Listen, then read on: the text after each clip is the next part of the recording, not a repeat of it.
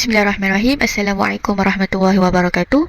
InsyaAllah hari ini Ana nak berkongsi sedikit tentang tafsir surah At-Tin.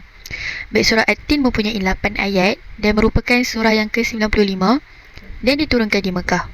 Baik, untuk ayat yang pertama, Allah bersumpah dengan dua perkara, iaitu dengan buah tin dan buah zaitun. Surah ni juga merupakan isyarat kepada kemuliaan bumi Palestin kerana ini merupakan tempat utama tumbuhnya buah tin dan zaitun. Untuk ayat yang kedua, Allah bersumpah dengan bukit Tur Sina di Mesir, yang mana tempat ni merupakan tempat Allah SWT berkata-kata dengan Nabi Musa AS. Seterusnya untuk ayat yang ketiga ni, sekali lagi Allah bersumpah iaitu dengan bumi Mekah. Sesiapa yang masuk ke bumi Mekah, mereka akan aman.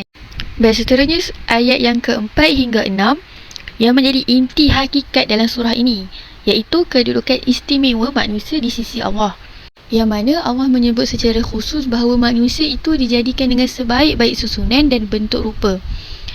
Di dalam surah-surah yang lain pun Allah menunjukkan bahawa perhatian dan inayahnya yang lebih besar terhadap makhluk manusia berbanding makhluk-makhluk yang lain. Dalam ayat ni, Allah menceritakan tentang ciri-ciri rohaniah yang boleh jatuh darjat seseorang itu adalah apabila manusia itu menyeleweng daripada fitrahnya yang suci atau menyimpang daripada imannya yang lurus. Seseorang yang menggunakan anggota badan ni untuk melakukan dosa ataupun kemungkaran, maka Allah akan jatuhkan kedudukannya ke peringkat tahap yang paling rendah, serendah-rendahnya, lebih rendah lagi daripada haiwan ataupun binatang. Sebabnya haiwan itu hidup dengan fitrahnya yang betul. Mereka bertasbih kepada Allah dan melaksanakan fungsinya yang betul. Sedangkan manusia mempunyai akal tetapi masih sanggup melakukan kemungkaran dan maksiat. Iman seseorang manusia itu sangatlah bernilai kerana turun dan naik iman seseorang itu merupakan dua perhentian ataupun kesudahan bagi satu titik tolak. Sama ada seseorang tu nak teguh di atas jalan yang lurus, iaitu mengikut fitrahnya, ataupun menyeleweng daripada fitrahnya, yang mana akan membawa manusia ke dasar neraka. Na'udzubillah min zalik. Baik, ayat sekali, ayat yang ke-7 hingga 8 menceritakan tentang keadilan Allah Subhanahu Wa Taala, yang mana keadilan Allah itu amatlah jelas.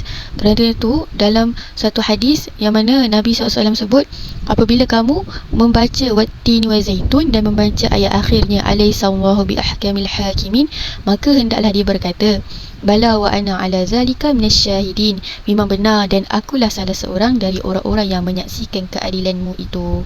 Baik, insyaAllah sebagai penutup, kita kena selalu ingatkan bahawa diri kita ni sebagai manusia Allah menciptakan dengan sebaik-baik ciptaan dan merupakan makhluk yang mulia di sisi Allah Subhanahu Wa Taala. Sehingga kan ada perbahasan ulama yang bertanya, siapakah yang lebih mulia antara manusia atau malaikat? Jawapannya adalah manusia yang lebih mulia. Kerana apa? Kerana manusia dibekalkan nafsu dan akal. Siapa yang menggunakan akalnya ketika bertembungnya nafsu, mereka itulah manusia dan hamba yang terbaik di sisinya. InsyaAllah itu sahaja daripada Ana. Wallahu a'lam bishawab.